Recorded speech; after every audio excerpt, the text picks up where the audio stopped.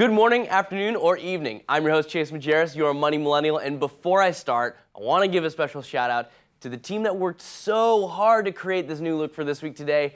Everyone on the design team at synergyone Lending, thank you guys so much.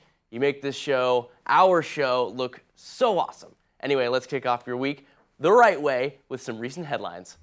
Seattle, the home of Amazon, grunge, Starbucks, and Microsoft.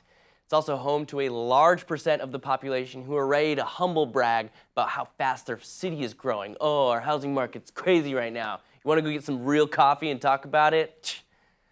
Actually, they have a really good point. Housing is so tight right now, Seattle ranks number 3 in largest homeless population in the U.S. behind Los Angeles and New York City.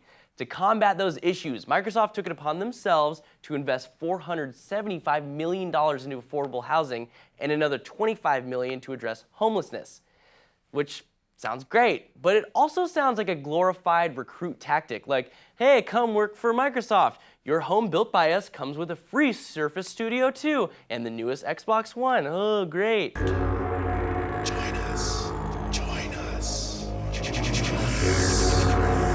I wonder if other tech companies looking to expand are going to do something similar. Like Apple is apparently adding a campus to Austin, Texas. Your company built home will come with a bunch of stuff that you don't really want, and it'll be outdated by the time you move anyway. I know that sounds kind of cynical, but this is actually already a thing in San Francisco thanks to Salesforce founder Steve Benioff, who boldly pushed Proposition C. It's a bill that would tax some businesses in San Francisco to raise money for the homelessness. The Federal Open Market Committee announced last Wednesday that they voted unanimously to hold its current policy rate between 2.25% and 2.5%. Stocks surged after the FOMC statements, although I hardly see a reason to let that mean anything since a 450-point jump just doesn't have that same oomph like it used to. Because who knows how long that'll last? I mean, it's like all these Spider-Man movies. First it was Tobey, then Andrew, now it's Tommy Boy and Shameik Moore. Don't get me wrong, Spider-Man is your friendly neighborhood G, but how am I supposed to get that same excitement every time? Shoot, man, even John Mulaney gets a spot as Spider-Ham. I guess they're just letting everybody play that part.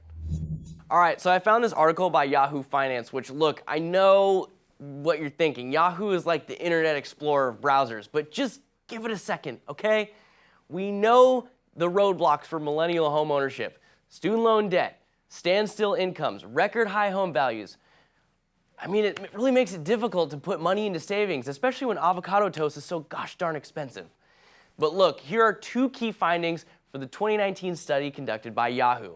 Across the 200 cities they analyzed, millennial home ownership is down 4.4% on average.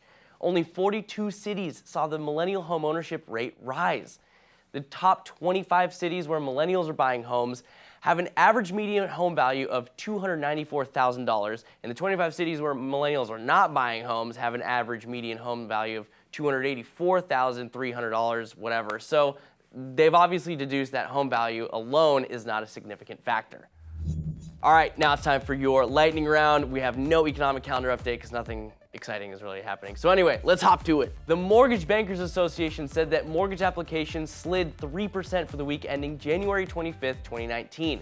The refinance share of mortgage activity decreased to 42% of total applications, falling from 44.5% the previous week. The National Association of Realtors found that the pending home sales index dropped 9.8% in December 2018, marking 12 straight months of annual declines and the lowest December sales reading since 2013. That's it for This Week Today. I'm your host, Chase Majerus. Go have a great week, and don't forget to plan accordingly for Valentine's Day, which my girlfriend tells me is non-negotiable.